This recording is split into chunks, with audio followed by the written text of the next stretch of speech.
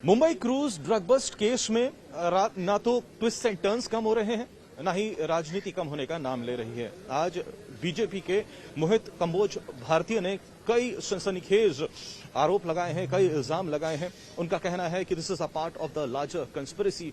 सुनील पाटिल को एनसीपी का मेंबर बताया है।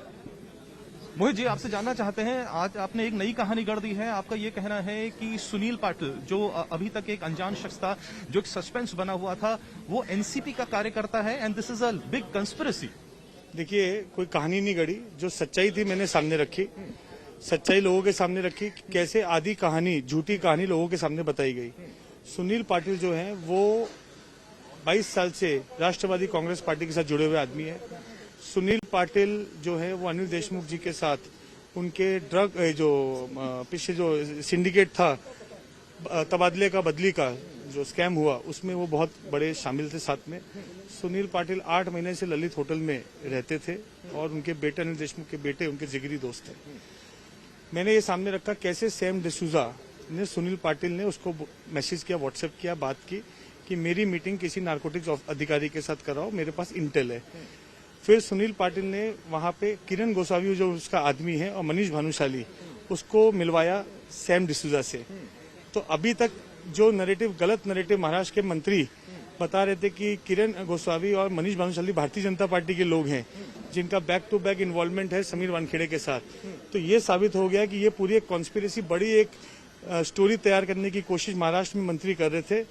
किस हिसाब से वो आज एक खुद के एक लोगों को प्लांट करना और उसके पीछे उनकी क्या मंशा थी, क्या वसूली थी, क्या एजेंसी को बदनाम करना था, क्या कोई इसके अंदर किसी के ऊपर पर्सनल उनकी रंजिश या किसी के ऊपर उनके पर्सनल बदला लेना था, ये वो ही बता पाएंगे। अभी सरकार तो अपनी तरफ से आरोप लगा चुकी है कि एनसीबी जो है और जो सेंट्रल गवर्नमेंट है वो यहाँ पर बॉलीवुड का बदनाम करना चाहती है, राज्य सरकार को बदनाम करना चाहती है, इसीलिए इस तरीके के फ्रॉड केसेस जो उन्होंने कहा है सामने आते हैं।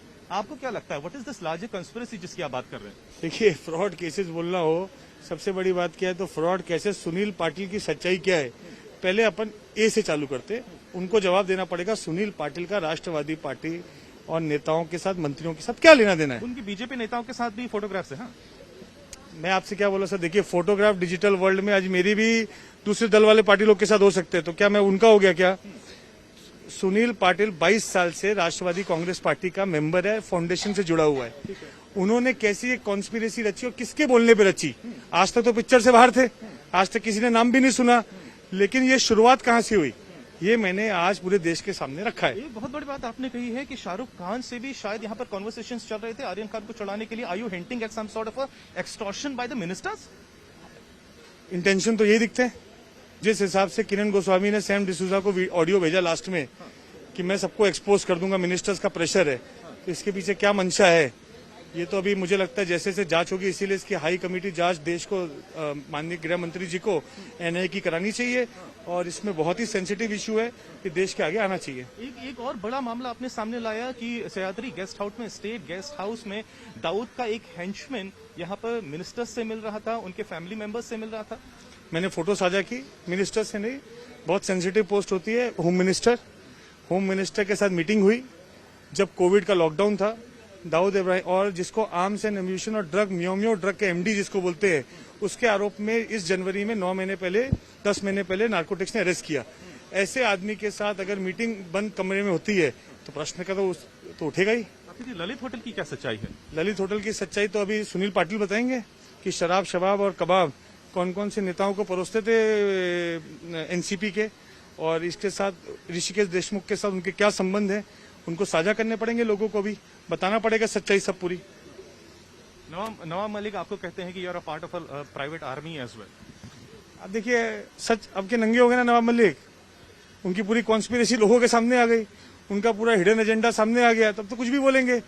जो देश की बात करेगा, इनको पता ही नहीं चला नवाब मलिक को कि वो भारतीय जनता पार्टी का विरोध करते करते देश का विरोध कर बैठे हैं। What role do you see of Nawab Malik in this time? उनका क्या रोल है इसमें? अब ये तो जब सुनील पाटिल की बातें सामने आएगी तो ही होगा, वो रोल बताएंगे, डिफाइन होंगे, रिकॉर्ड्स निकलेंगे, जांच होनी चाहिए, जांच होगी तो रोल सामने आएगा।